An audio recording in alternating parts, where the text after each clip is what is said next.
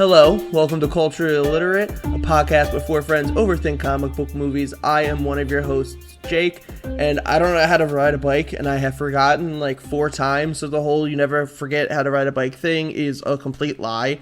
Don't listen to anyone who says that. They're lying to you. Don't trust them. And with me are my friends and fellow co-hosts. My name is Jason. I actually also don't know how to ride a bike, but that's not my fun fact. My fun fact is that I am currently wearing a t-shirt with Sidney Prescott on it because I love the Scream movies. And Jake got it for me, and I love him. Love you too, champ. Aw. Pal. Maddie? I guess my fun fact is recently there was a game called Atomic Hearts that released. And instead of talking about, like the controversies or like the game itself, what's trending about it are like the tall robot ladies that everyone's horny about. So that's a thing. Apparently the AIs in the refrigerators as well are very horny as well. So think with that little nugget. I'm gonna have to look this up afterwards because I know nothing about that game, but I saw stuff about it today and I was really confused. Time for me look to it up do for some research. Time to do some research. I am Sean. I guess my fun fact is that I do know how to ride a bike, and that also we haven't seen this movie in 3 weeks. That is true. Actually, in regards to the 3 weeks thing, I was going to say I have a story for y'all, a story that Jason can participate in, which at the time that we originally thought we were going to be recording this around was, recent, but at this point it's been a few weeks, so pardon me if it's probably not going to be delivered as funny. But so a few weeks ago, Jason still lives at home, but I do not, nor does our older sister Haley. But a few weeks ago, we were all home when, in the middle of the night, carbon monoxide alarm starts going off. I forgot about this. So my mom opens the door and is like, Jake, evacuate the house. Carbon monoxide alarm's going off. This thing's never gone off before, but it's telling us to evacuate, And for added context, our sister had just had to be dehoused from her apartment building for a few months because there had been a carbon monoxide leak that killed someone. So now I'm sure this was very upsetting for her. But Jason went through some things on his own end. My mom woke me up and told me what was happening and why we needed to exit the house and to exit the house. So I got up and left. Now, you want to tell your side of things, Jason? Yeah, I didn't get that luxury of being explained what happened. So, mind you, all of you, that I am a very heavy sleeper. I always have been. I sleep through plenty of things. And I was sleeping through this. So, my mother opens my door, looks me in the face as she wakes me up and says, "We're going outside." And that's all I got. So I had no idea what was happening, why we were going outside. It was like 2 a.m. I'm like, I gotta get up early for work tomorrow. So I go downstairs, and then she's going outside with my dog. So I'm like, oh, maybe she was just saying, like, he needs to be taken out, but then she did it anyway. I don't know. And then, so I'm about to go back to bed. I was in my room when Jake comes back in and he's like, "Where are you? The carbon monoxide detector's going off. Don't die." And I was like, this is the first I've heard of this. So what happened for me is I walk outside.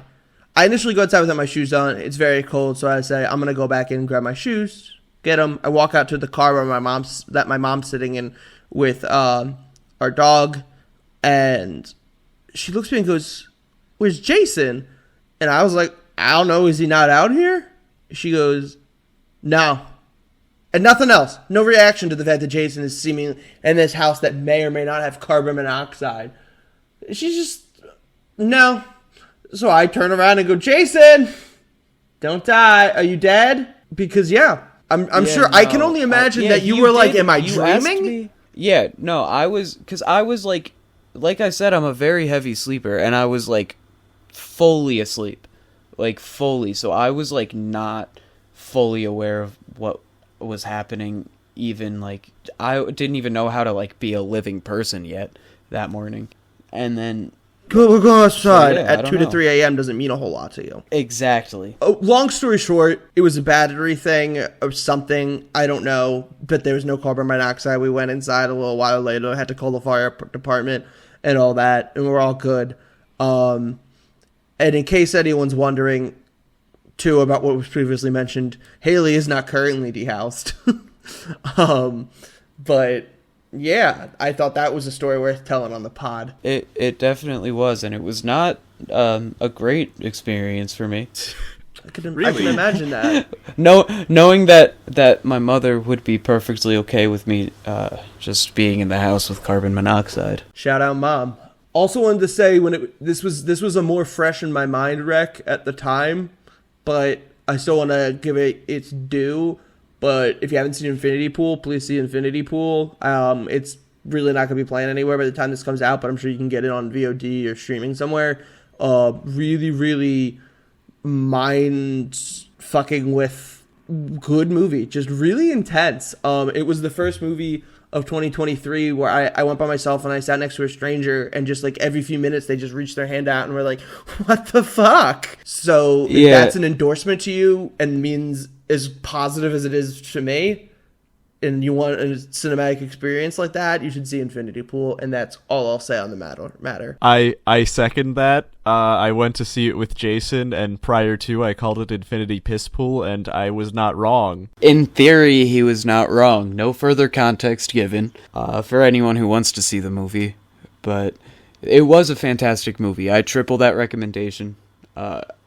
Like Sean said, we saw it together, and there were very few people in the theater we saw it in. We almost saw it alone. And we were so close. We were so close, but there was one guy by himself, and then like two people, and then we think the one guy that was by himself left early because we didn't see him leaving when the movie was over. Yeah, he had to have left like midway through. Yeah. But he was behind us, so we didn't see him. We didn't see that happen. All right, so that was a great time, though. Definitely a great time. I mean, I wasn't there with you guys, but the movie is. So this episode, we are covering Blade 2, which we're all a little bit blurry on, just because it's been like 3 weeks since we actually watched it. But it released March 22nd, 2022, written by David S. Goyer and directed by Guillermo Del Toro, and shot by Gabriel Beristain, like the bear. Berenstein Bears. But there's no N. Oh. Yeah, it's just Beri Stain. So Beristain is my instinct. Yeah, I guess so. Anyway, starring Wesley Snipes, Chris Christopherson, returning as Blade and Whistler, and also starring Ron Perlman as Reinhardt, Lenore Valera as Nissa, Norman Reedus as Scud, which is like the most accurate name for a Norman Reedus character, and Thomas Kretschmann as Damaskinos. Oh, and Luke Goss as Nomak. So going into this, we had kind of discussed, I know me, Jason, and Sean's first experience with this movie last week, because it was the same last Blade movie, because it was the same first experience where we just binged all of them during like New York Comic-Con time, since we couldn't go because it was COVID year. But this was your first time seeing this, right, Matt? Yes, as was the last time. And I do recall you weren't aware, despite me saying it, that this was directed by Del Toro. Yes. While we were watching the movie, the credits started pulling up, and his name popped up on screen. And I looked at Jake. I'm like, "Oh my god, Guillermo Del Toro directed this!" And then Jake, as per usual, looked at me with that disappointing look that my parents give, and just say, "Yes, Matt, I've told you this already." Well, because I'll say this right now, a cool little thing in the movie is Norman Reedus' character Scud wears a BPRD shirt, which is an organization from the Hellboy comics. And Del Toro would 3 years later come out with the first live-action Hellboy movie. Great movie. But so it was just kind of cool that they had that was in there. I just thought that was neat, and I made a comment about that I think like twice during the course of the movie about how it was years before that, as well as during the previous episode I said we were next episode we're covering a movie from a horror icon. Because I was trying to set people up to think I was talking about Raimi, and then I said Del Toro's Blade 2. So this man was fucking recording an episode and not paying attention. Well, to be fair, I don't pay attention when we record. And to be fair, I wouldn't have it any other way for Matt or for you, so... Well, it's the way... Well, it's not going to change, so that's good. Mm-hmm. 10 out of 10. Beautiful. Yeah, I love you don't it. get And to you know decide what? what we do. Fuck you. You know what else is interesting is not only did Del Toro direct this and then subsequently Hellboy, he also Ron Perlman's in this and plays Hellboy. Well, So yeah, Ron Perlman works with I guess Del they're Toro a buddies. lot. Yes, they are good Oh, friends. does he? Yeah, he's in a lot of Del Toro oh stuff. well, I didn't know that. Well, now you know. I don't know anything about Guillermo Well, del you know. Toro. Well, Other you than Didn't his should. name. know He's- that. he's a wonderful Now director. you do. He looks like a nice guy. He is. He's a big advocate for the cinematic experience, the theatrical experience, and for animation. Love the guy. And for comic Oh, books. well, shout big out. big nerd. And also, fun fact: Shout out then. Guillermo Del Toro and Norman Reedus both were in Death Stranding together, that weird Hideo Kojima video game, and they Walking technically Simulator? took Simulator? a virtual shower together. God damn it. Okay. Well, without further ado, the movie starts with Blade searching Prague for his mentor, Abraham Whistler, who was thought dead after being attacked in the last movie by Deacon Frost, but was instead turned into a vampire and held prisoner for 2 years. Blade rescues Whistler and cures him. Whistler meets Scud, who is Blade's new young technician, and I don't know why this plot summary really wants you to know he's a marijuana smoker who likes rap music.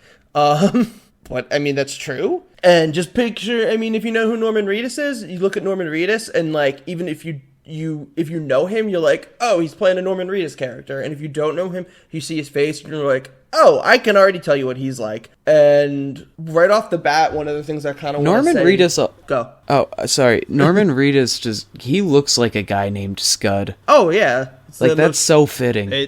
It's perfect. But right off the bat, I want to give credit for... I think it was a smart decision to keep Whistler alive and bring him back, or as Matt likes to call him, Abraham Whisperer. But, well, I'm really laying into Matt this episode. What's new? So, because I feels like his relationship with Blade really makes these movies as good as they are, or helps to, and the added dynamic of Scud, who is so different than Whistler, enhances that even more. But at the same time, it still feels like his absence had an impact on this movie, so it wasn't like you completely undid the impact of the first film. I agree. Well said. And that being said, You know, no, I remember, like, the first time I watched this, I remember I didn't like that Scud was in it because I just don't like Norman Reedus. I don't really know why I don't like him.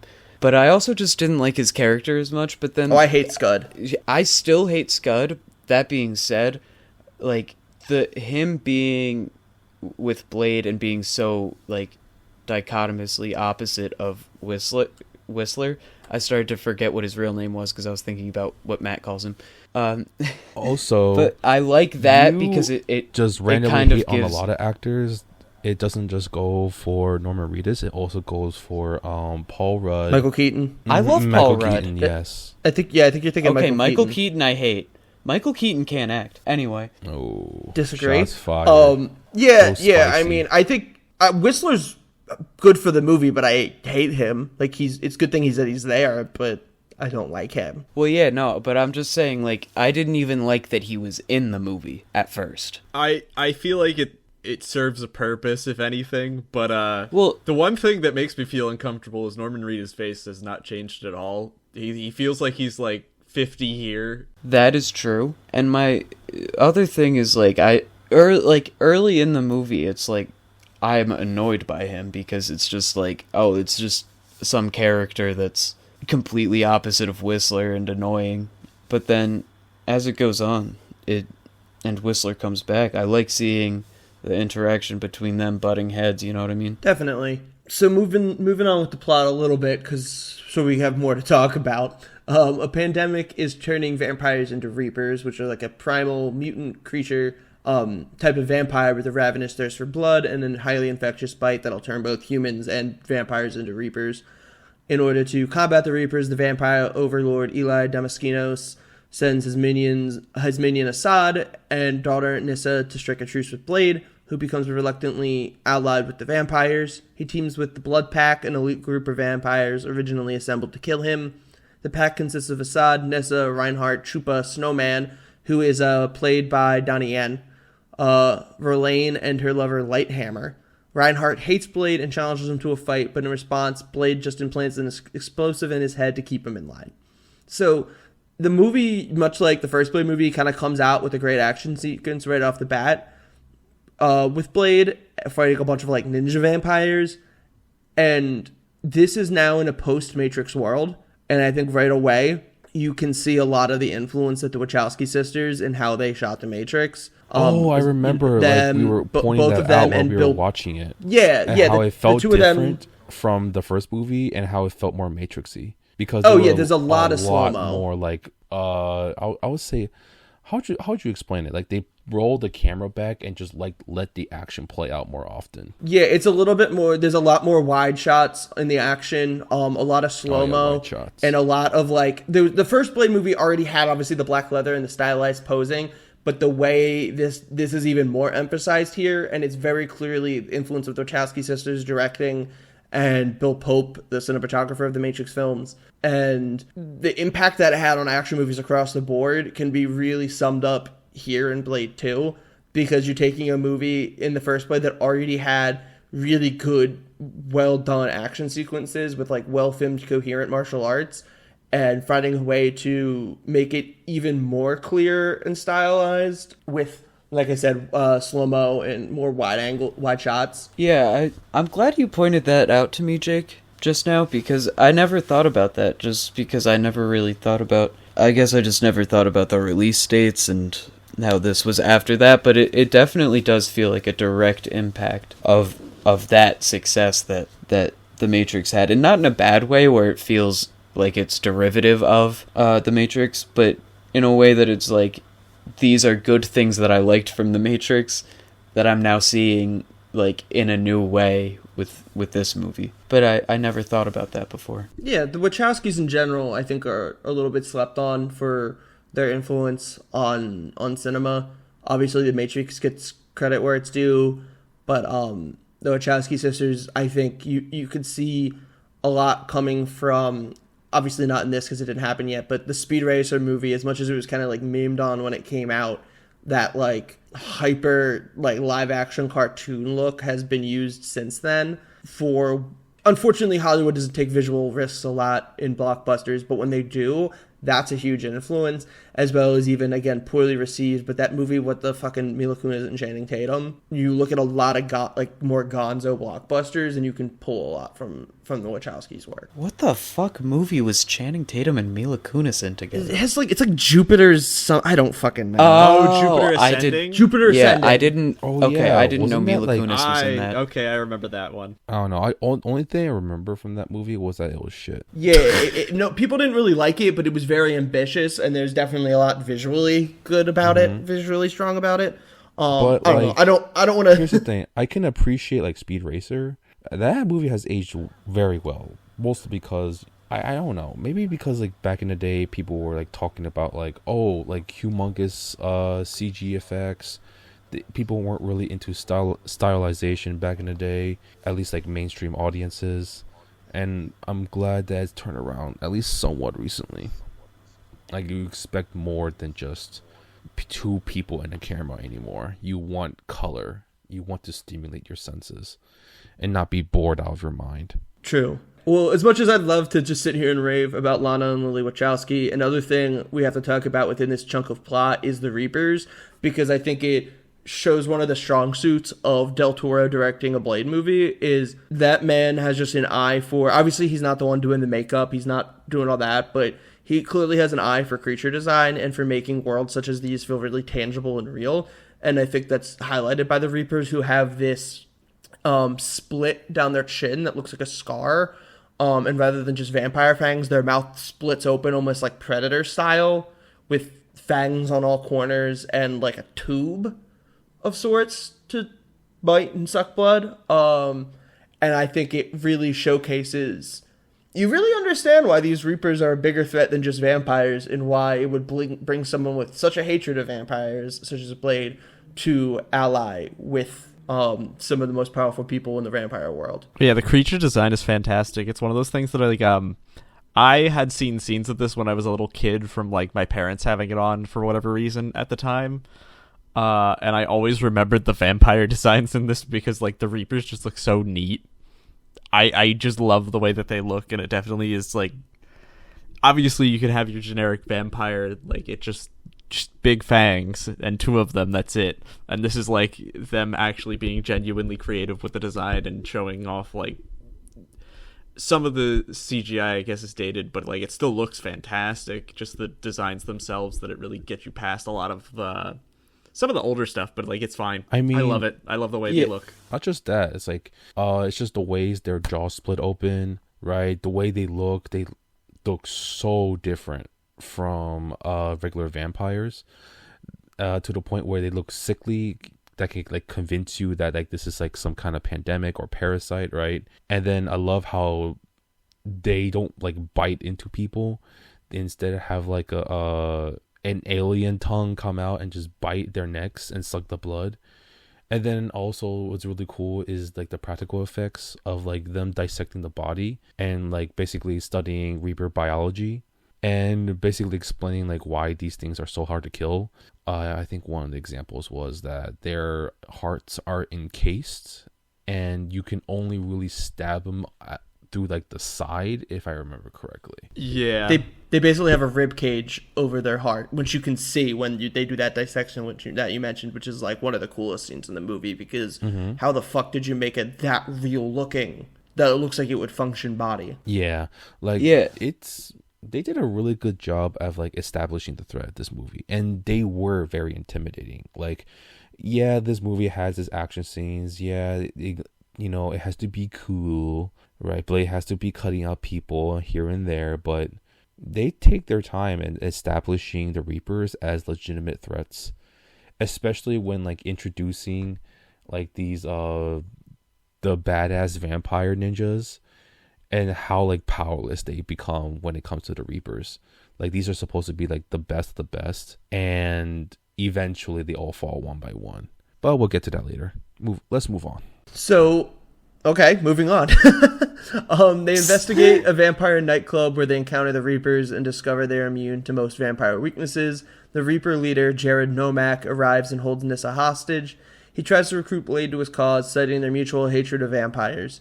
Priest is bitten and Mercy killed, and Lighthammer is bitten but conceals the bite because someone has to. Whistler disappears and Scud is attacked by several Reapers, which he drives off with UV lights, the only weakness that seems to still work on them. Blade fights Nomak, who is immune to Blade's weapons. As the sun rises, Nomak retreats and Whistler returns, revealing he has found the Reaper nest in the sewer. Nissa dissects a dead Reaper and learns their hearts are encased in durable bone.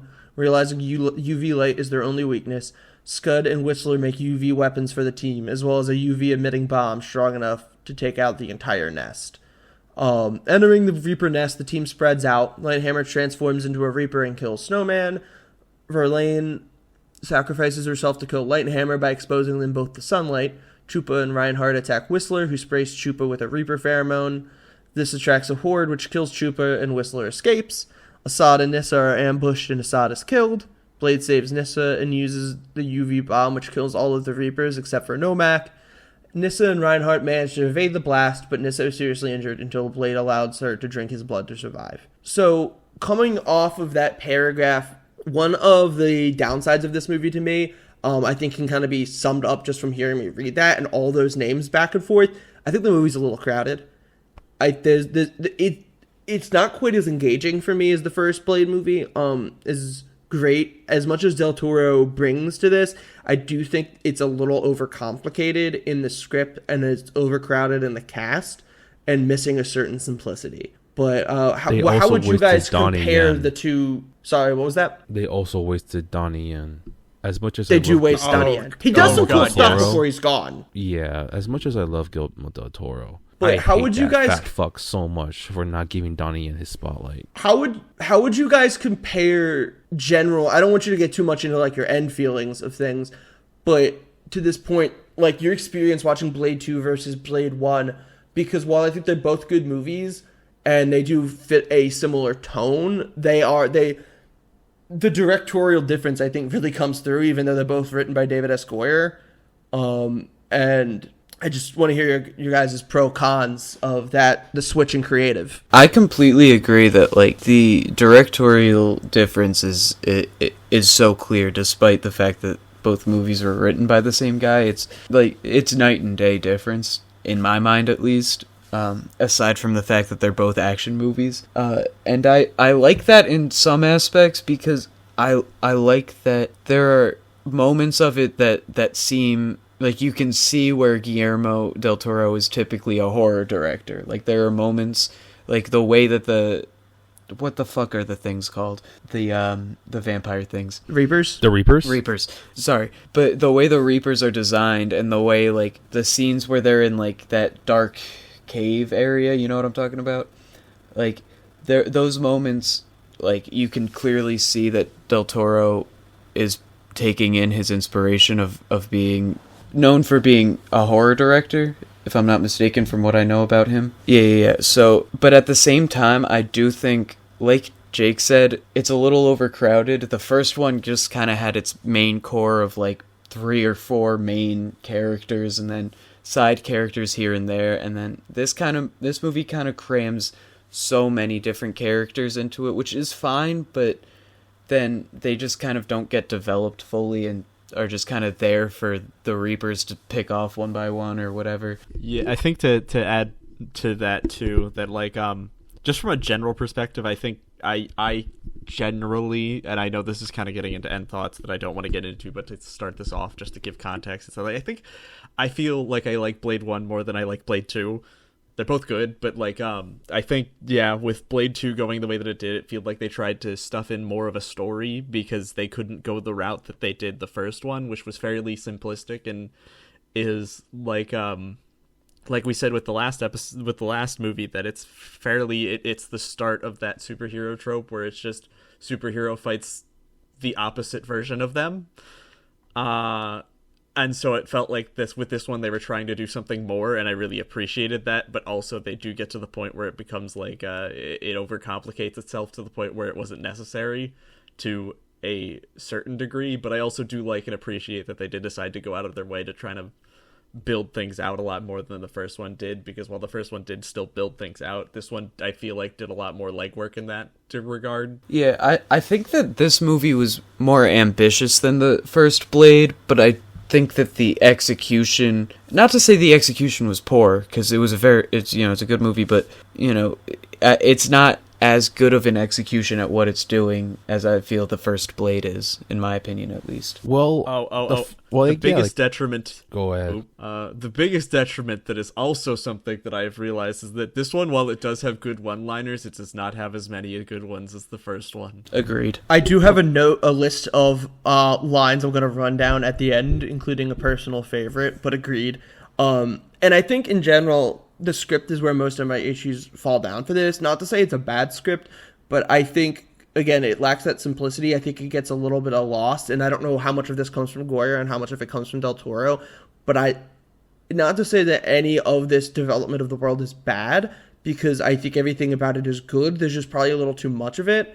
To bring it back to The Matrix, I think these actually pair well with the Matrix films, not just because of like elements like the action and the black leather, but because there's this whole the world's not what is as it seems, there's more than you see idea to things. But it just gets a little lost in that. I think the blood pack really slows things down, and in general the movie kind of slows down after the nightclub scene. That action scene is really good, but by the time you get to the sewer, I think the sewer set piece is really bland looking, and they spend way too much time there, as well as running into the issue of gun combat is, I think, really difficult to shoot in an interesting way, because it's hard to not make it look like just a bunch of people standing there shooting something. The John Wick movies do a pretty good job at it and making it feel really alive and free-flowing, but you get a lot of... It does an okay job selling the desperation of them in the sewer against the horde of Reapers, but it's just so much less interesting than everything we've seen before it, both in this movie and the first movie, action-wise, set-piece-wise. That said, the one character, I do like Nomak as a character. I think he's the most developed of the new cast. Ron Perlman's character, Reinhardt, is just the huge unlikable chode, but that's kind of the point. I don't know. I feel like I'm ragging on this movie a lot, and I enjoy it a lot. these are the two movies that, like, I was never into vampires, but, like, totally converted me. Vampires are cool, and it's cool to be into vampires. I've always thought vampires were cool. Well, Yeah, unfortunately, so I'm better than you, as Jake. much as Blade did good in the vampire's name, Twilight set it back multiple years. So I just don't care. Like, the Twilight hate to me is almost manufactured. Not to say I haven't seen the movies, I haven't read the books. I'm not even saying they're good, but it just feels a little bit like it became such a cool thing to bag on a franchise that's like target audience was teenage girls, that like to the point of like I in like middle school and high school were like vampires are lame, and then I think I like just didn't care about them, and then I watched the Blade movies, and we're like, okay, this is fucking awesome. And I haven't read it yet, but like I bought Dracula just because I was like, vampires are cool, and I intend to buy Morbius comics because there's actually not a lot of Blade comics out there, and vampires are cool. And Vampire from DC, good book. It's just, I don't know. I feel like I sound pro. I don't know. I haven't seen the movies. I just don't want them to negatively impact me anymore. One last thing before we move on that I wanted to bring up is just one of the things that's so appealing about vampires and vampirism in this movie, and I don't know how often because I've absorbed very limited vampire media, is the balance of sci-fi to mysticism. I generally lean more sci-fi than fantasy in my interests, but I do enjoy some fantasy type stuff, some mystic type stuff.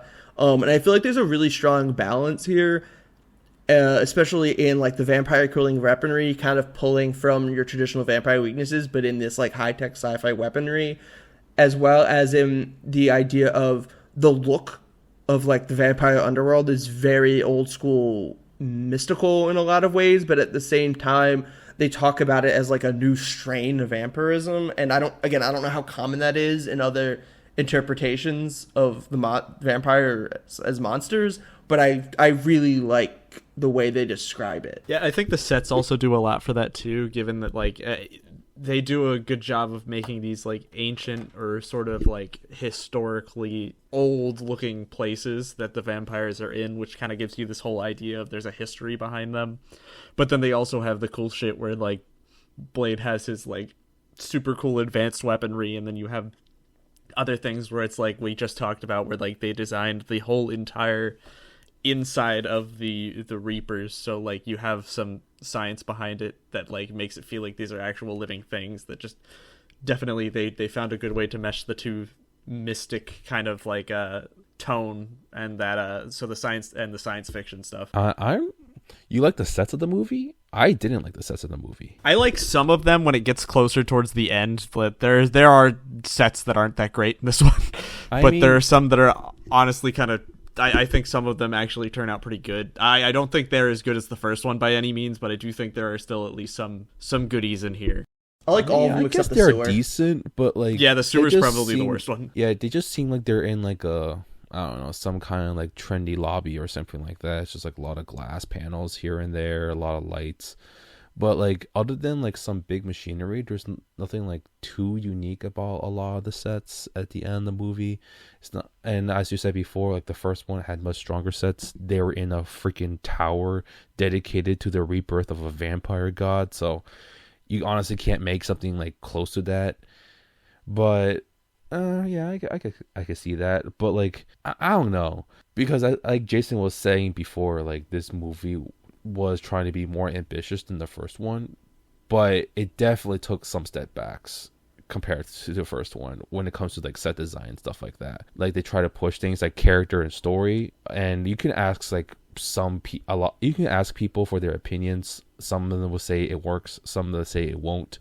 I'm like in between. Like there's definitely like a lot of fat you can trim off this movie, and so like you could say that maybe this movie was too ambitious and maybe not ambitious in some other places. But I agree mostly with Matt, and I think I also am in between in whether or not the ambitious steps were necessarily positive or how I feel about the execution of them. But I will say I'd rather them in the movie's defense, I would rather them be ambitious and try something new than just regurgitate the first movie. So I will give some appreciation to that. Yeah, I guess that. Like, we live in like the MCU world where so many movies are like basically part of a formula.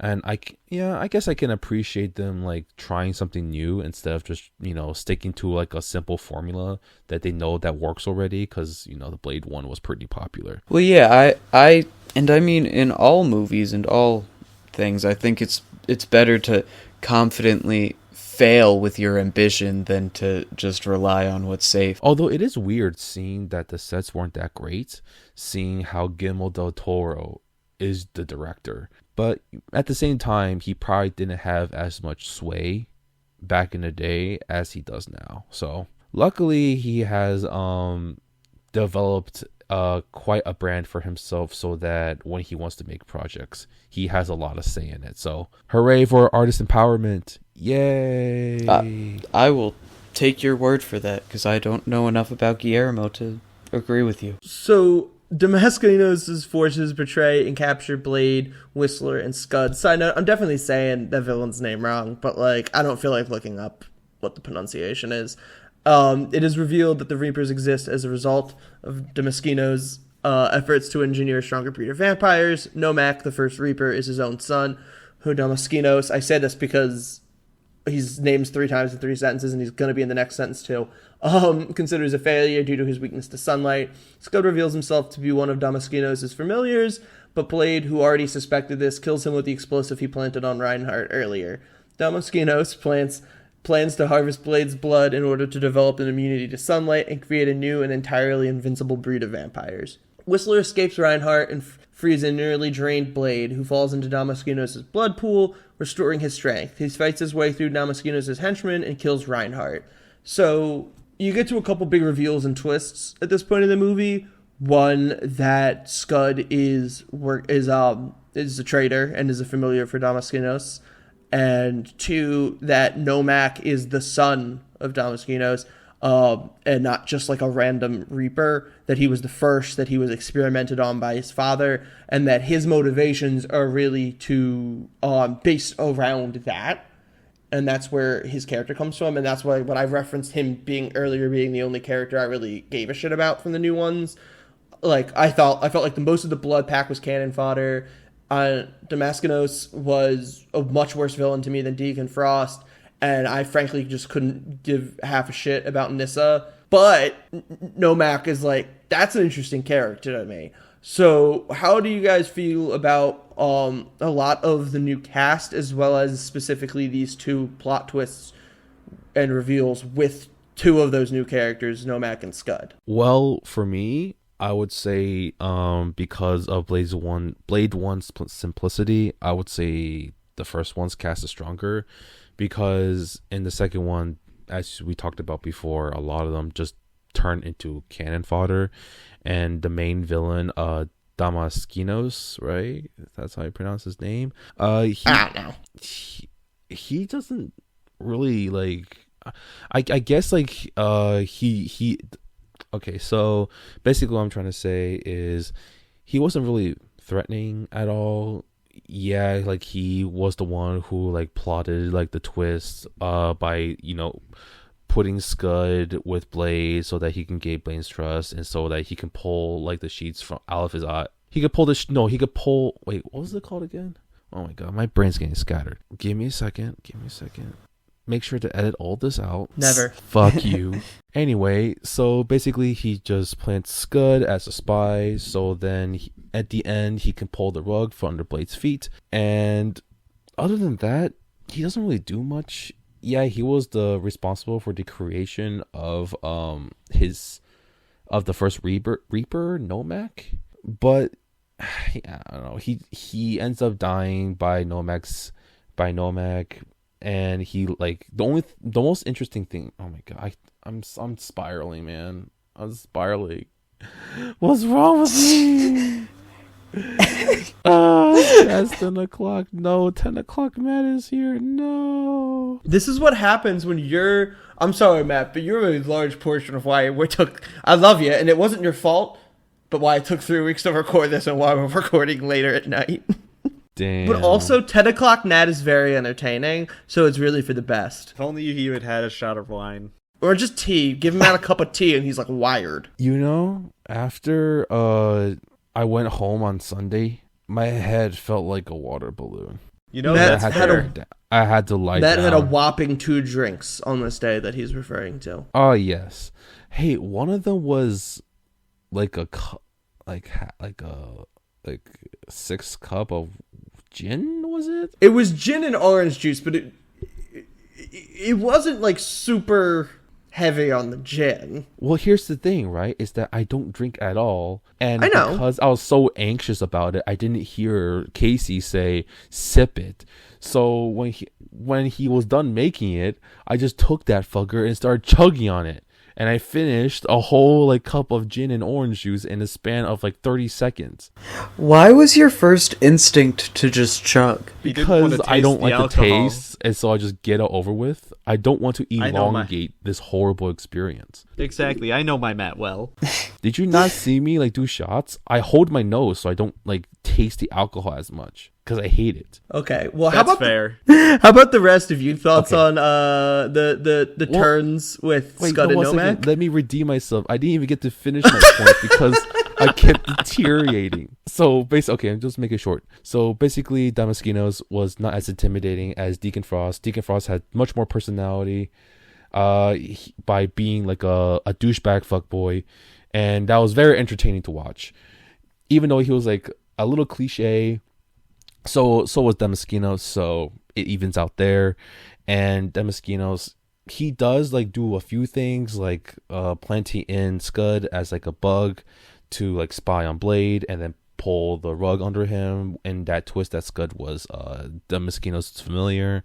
And he also created the first Reaper by using his son, but like most of that was like already done. You didn't see him do these things, and nothing in the movie like showed that he was like the always planning type. Yeah, there was that scene that basically said that he used his daughter to like reel in Blade, but I don't know, they just don't sell the fact that he's like this mastermind behind everything. He's not really that intimidating. And then the strangest part is that when he dies, it's blue blood. Why is it blue? Okay, that's it. I'm done. There's also a large swath of time you meet Damaskinos and then you don't see him for a while, and then you get the reveal that he's the big bad. Exactly. Yeah, Right? I mean, oh, sorry, Matt. Don't worry. When you interrupted me, I forgot what I was going to say, so go ahead. Brilliant. I was gonna say, like, yeah, he didn't stand out to me much at all. Honestly, his character is fairly boring to me. In terms of the 2 twists that we get, I think that it kind of redeemed Scud's character for me a little bit, and I mean that in not like he was actually redeemed, but more in the way that like I hated him, and now it finally gave me an active reason as to why I should hate him. So it felt a little better than to just hate his character. Now it felt like there was a reason that I had to hate his character. As for like what's his face, Nomak, I actually do genuinely like his character, and he's probably my favorite of the characters they added by any means and by any stretch of a mile. But like I think I did like both the twists, honestly. I think they added something for me in both of them. I don't really like. So conversely from Sean, I feel like me hating Scud made the twist not feel impactful to me, because like I already hated Scud, so felt like it didn't matter when that twist happened, because it's like, oh well, he was already a shit stain. It wasn't like I was invested in him as a character. So the twist just didn't really, like, to me at least, I don't think they took anything away from the movie, but I don't necessarily think they added anything in my eyes, at least. Fair, but it does give Reinhardt and Scud's deaths are both very satisfying because they're both such little fucking chodes. You're right. Oh, yes. And I agree with that for sure. But I just feel it's less impactful because it's just like already characters that I couldn't stand. This sequence does have some strong action too as well to go with those satisfying deaths. You get the great shot crazy hard shot of Blade rising out of a blood jacuzzi, as well as some of the brutality of them keeping Blade impaled on the table with like huge spikes of silver, since you can't just strap him down. A callback with Blade catching his glasses again after he kills Reinhardt. Blade just looking cool in general, and his vest, the long jacket is cool, but he looks best when it's like just the vest and no shirt, no jacket. I will say though that I appreciate the super strength and like super agility that's used in a lot of these fights, but it is one of those things that some of it's kind of dated at this point, and I'm not usually one to like care about dated CGI, but in this case it just feels like a little bit avoidable, though maybe that's just in retrospect, because it feels like some of this could have been wire work instead of a CG body. But as a whole though, I mean, it's just another really cool sequence when he kills, particularly the fight with Reinhardt. Yeah, I agree. I mean, I agree. During those times, like the intrigue of CGI was like starting to spike, so I kind of understand why they did it, because you want to say, look at these like impossible effects these guys are doing right now. Do you see that? Oh, psych! It's actually a computer. That's awesome, right? And they try to pull that gimmick for like the next decade until it became awful. I do, however, want to add that I don't know if you guys felt this at all, but I feel like the way this one looked in terms of CGI and stuff anyways was a much bigger improvement than the first one, because when I think of the first one, I think of that one guy who got cut in half and then the blood just like reattaches him and it just looked terrible. Yeah, well, I think the CGI is better in this, but I also think it's overused more in this. Yeah, that's why like I too. Yeah. In the original, everything was practical except for the deaths. Like when vampires were cut up or exploded, it was CGI. But everything else was solid. Like everything else was practical and it all looked amazing. And so like going on to the sequel, like they started using more CGI, which was like the trend during those years. Like look at Matrix 2. Like Matrix 2 like upped the CGI and people loved it. Well, Matrix 2 also looks a lot better than this. Wait, what? Matrix 2 also looks a lot better in the VFX department than this movie. That is true, but the VFX have not aged that well in Matrix 2. That makes I disagree. Matrix that's all 1 I'll much say. better. Huh? I'll disagree. That's all I can say. All right, but like I'm not going to like say it's awful though. I still like Matrix 2. But I think Matrix 1 is better though. But that's just my opinion. Oh, I mean, Matrix 1 is better as a movie. I just mean I think the effects still. I don't know. I think the effects in Matrix and the second Matrix, in all of the Matrix movies, still look pretty respectable. Especially when you consider how old they are. Yeah, I guess so. I mean, like and Matrix 2, it gets a little rubber bandy for me, but like it's I still can't say like I like love it. I guess I could just say I can tolerate it. I just feel I'll leave it at that. I don't want to get into. But yeah, this is not a I don't want to get too off rails and start reviewing the Matrix review movies. of Blade 2. Well, you see, the red pill symbolizes, Oh dear God. I was gonna say, I like that Matt's been taking this time to go on entire tangents about other movies throughout our Blade 2 conversation. Matt in general is the most tangential of all of us, I think, and I really appreciate that. Because I think I 100% love it. I think it keeps the conversation a lot more flowing. I agree. That's the end of the conversation. Cool. That's it. Yup, it has ended. Let us proceed. Well, on that note, let's end the plot. Nomak enters Damaskinos' stronghold. Are you laughing at that transition? Oh, 100%. Yes. That was perfect.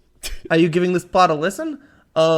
Seeking revenge on his father. Fuck you. Nissa betrays Damaskinos by sealing off their escape route to the heliport, and Damaskinos is killed by Nomak after failing to negotiate with him. Nomak then bites Nissa, drinking her blood. Blade and Nomak engage in battle, and Blade stabs Nomak in his only weak spot. With his revenge complete and wanting to end his suffering, Nomak kills himself with Blade's sword, fulfilling Nissa's wish of dying as a vampire. Blade takes her outside and embraces her as her body disintegrates due to the sunrise. Sometime later in London, Blade kills Rush, the vampire that had escaped in Prague. So what are your guys' thoughts on the ending? How things wrap up with Blade, with Nissa, with Nomak? Damaskinos. Well, I would say it's solid. It certainly didn't like peak, because the fight with Reinhardt, I think was like the peak of the action at the end. And so like his confrontation with Nomak, it was good. Like there was a lot of oh shoot, my cat's meowing. Apologies for that. So yeah, his fight with Nomak, it was pretty solid. There was a lot of hand-to-hand combat. But I don't know. It just wasn't as cool as the Reinhardt fight. But, yeah, I agree with like, Matt. True to this, just to let you know that this is a Blade sequel, there was a bunch of incest tension when Nomak was confronting Nessa, I believe that was her name, which is his sister. I didn't pick I up don't on that. exactly remember what happened there, but I do remember the feeling of being very uncomfortable because it is incest. Matt, knowing you, it could have just been regular sex. I mean, if it was, they are brother and sister, so if there was vibes, it would be incest. But I just don't remember that, huh? Yeah, I don't remember that either, but it has been 3 weeks since I've seen this movie. I think I may have blocked it out. Well, I agree with Matt about the ending.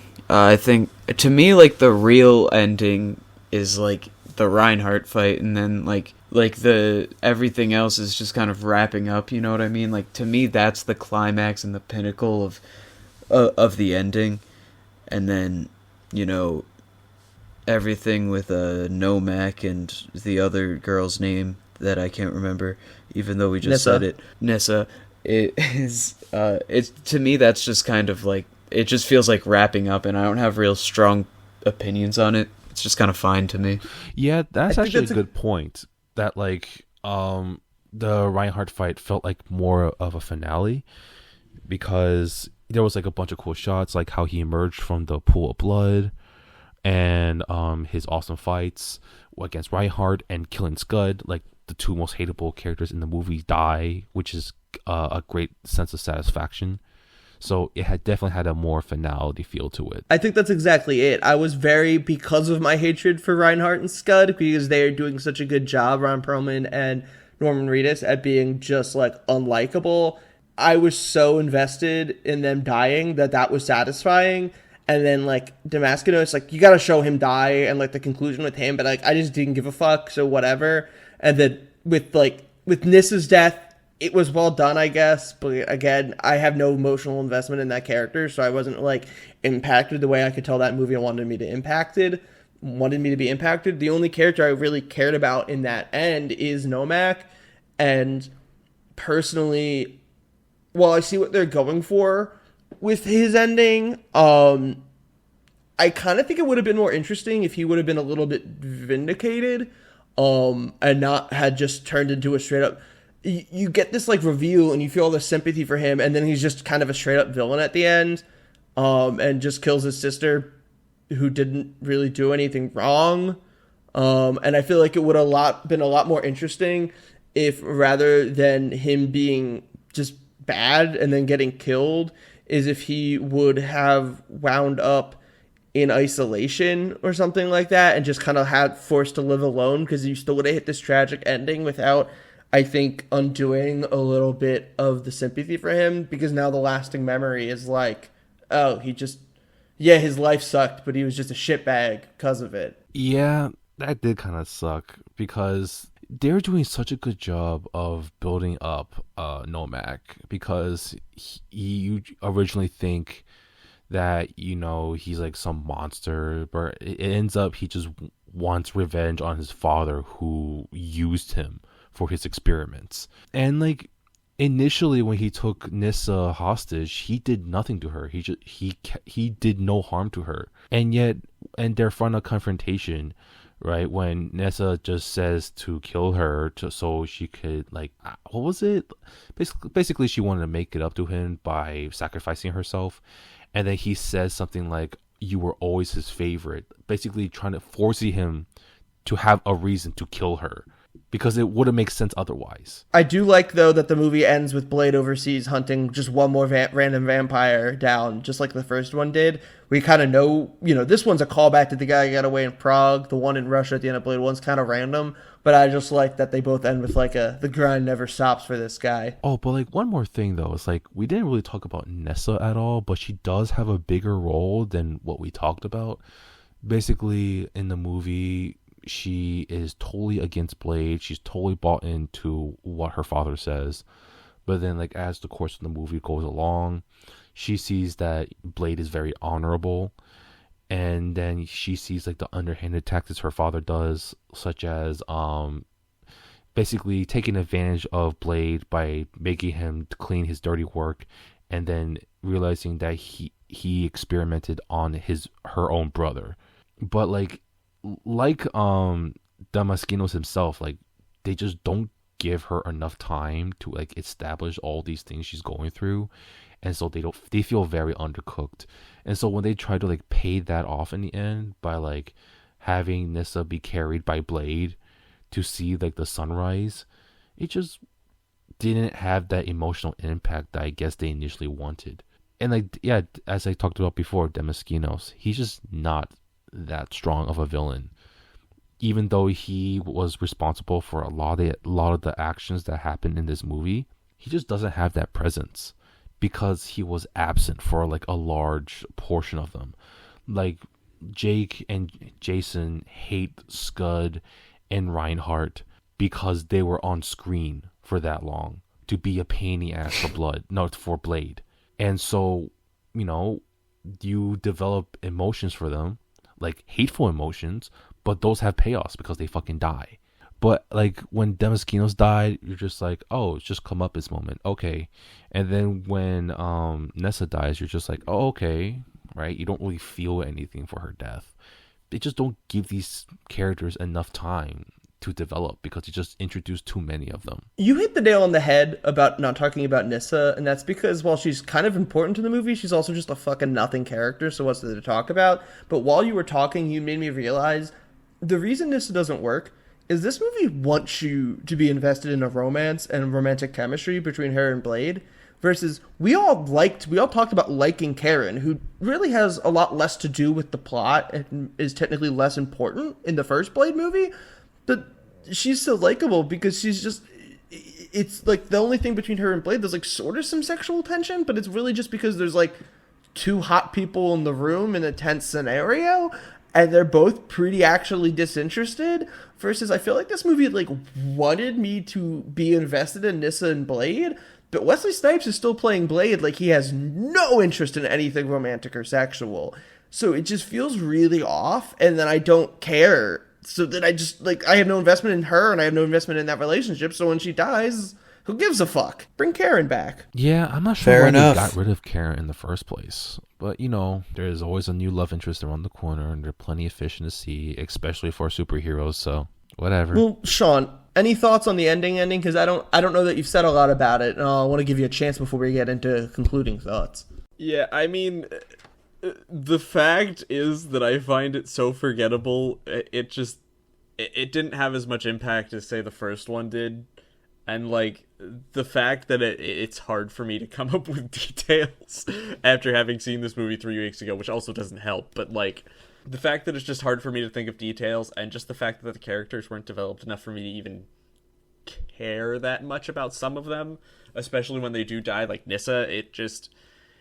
I don't think it ended as well as it could have, nor do I think that its ending had as much impact as it could have had they developed these characters with the time that they had.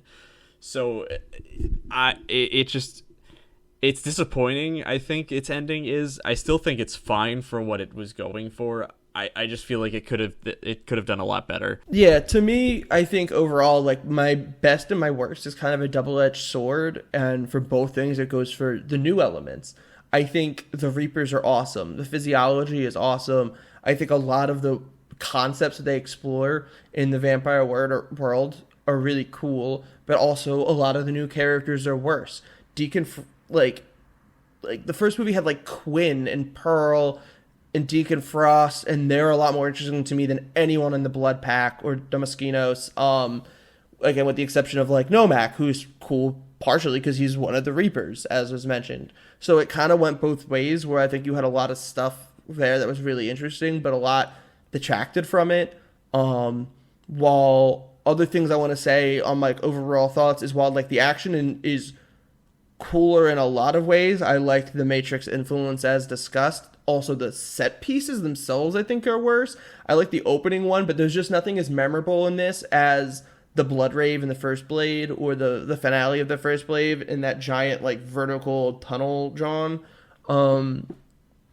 So it's kind of like a gift and the curse, I think, what was brought to this movie by Del Toro. And I think there's certain elements that you see of a lot of his future work that becomes more refined, as I can't remember who, if it was Matt or Sean, said earlier.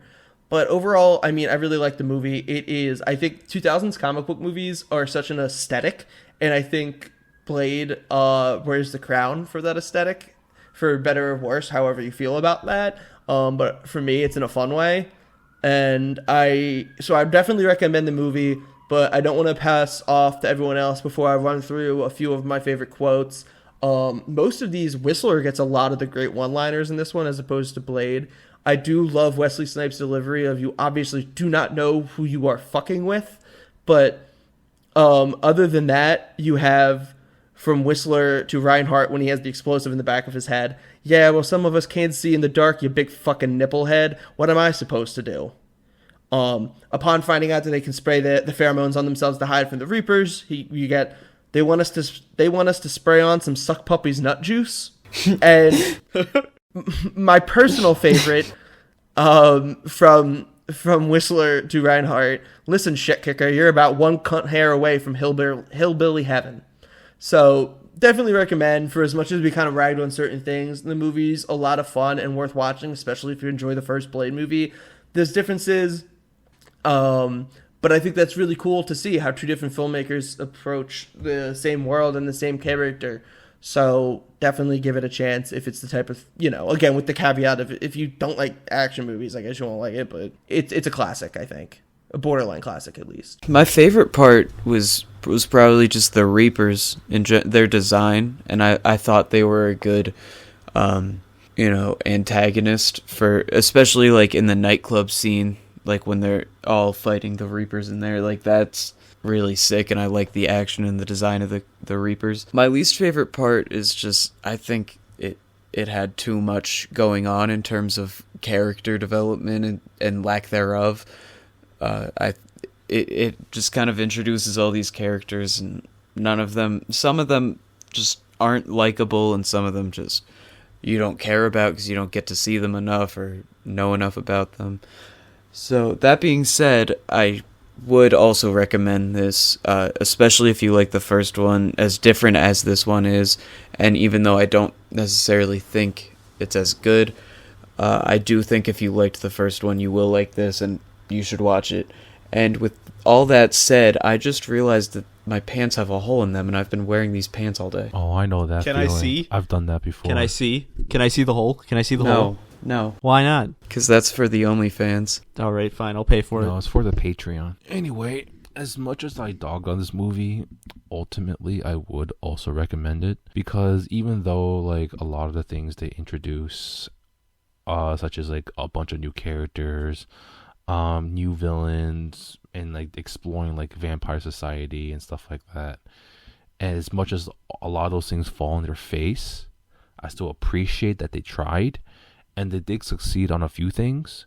So it's not like it was totally in vain. And again, the action is great. Wesley Snipes is great.